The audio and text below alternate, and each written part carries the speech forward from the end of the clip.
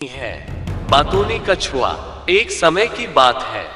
सुंदर वन के जंगलों में एक तालाब था।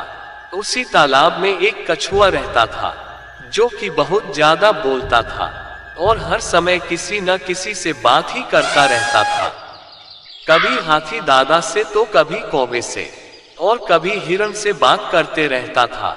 कछुए की बात कभी खत्म होती ही नहीं थी। एक दिन की बात है। दो हंसों का जोड़ा जिनका नाम टॉम और जेरी था, वो भी कछुए के साथ उसी तालाब में रहते थे। एक दिन उन्होंने उस तालाब से जाने का फैसला किया क्योंकि वहां कई समय से बारिश नहीं हुई थी और सूखा पड़ने लगा था, जिससे कि तालाब सूखने वाला था। तालाब छोड़ने से पहले दोनों हंस टॉम और जेरी अपने मित्र कछुआ को अलविदा बोलने के लिए उसके पास जाते हैं। तभी कछुआ पूछता है कि भाई तुम दोनों कहाँ जा रहे हो? फिर टॉम और जेरी कहते हैं कि कछुए भाई अब इस तालाब में सूखा पड़ने वाला है, इसलिए हम इस तालाब को छोड़कर जा रहे हैं।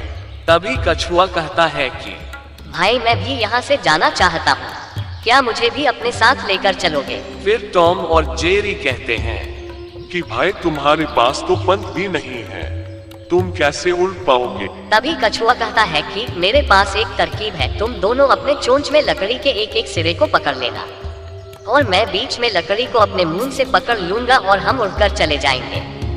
तभी टॉम और जेरी कहते हैं कि तरकीब तो अच्छी है भाई, लेकिन तुम बहुत बोलते हो, इसलिए अगर तुम बीच में बोलना शुरू कर दोगे तो नीचे गिर जाओगे।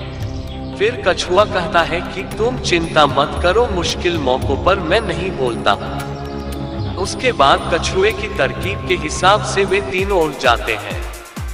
उड़ते उड़ते वे एक दूसरे जंगल के पास पहुँचते हैं और तभी वहाँ मौजूद उस जंगल के जानवर ऊपर देखते हैं और कहते हैं कि ये हंसों का जोड़ा अपने मुंह में क्या लेकर उड़ रहे हैं, कहीं कोई नया जानवर तो नहीं है।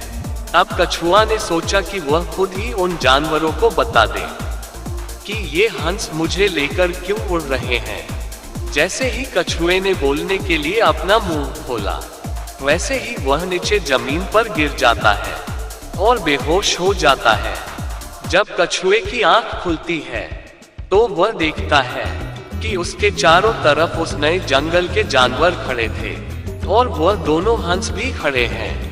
फिर वह हंसों के जोड़ों ने कछुए को बताया कि किस तरह वह अपने बारे में बताने के लिए मुंह खोलता है और उसके बाद तुरंत ही जमीन पर गिर जाता है। उसके बाद कछुआ बगल में ही देखता है और सभी से अपनी इस बेवकूफी के लिए माफी मांगता है।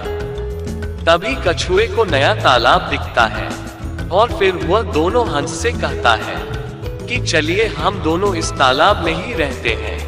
उसके बाद सभी उस नए जंगल के तालाब में रहने के लिए चले जाते हैं। इस कहानी से हमें यही शिक्षा मिलती है कि फालतू की बातों से हमें बचना चाहिए। तो दोस्तों, हम इस चैनल पर इस तरह की कहानी लाते रहते हैं। चैनल को लाइक और सब्सक्राइब जरूर करें। धन्यवाद।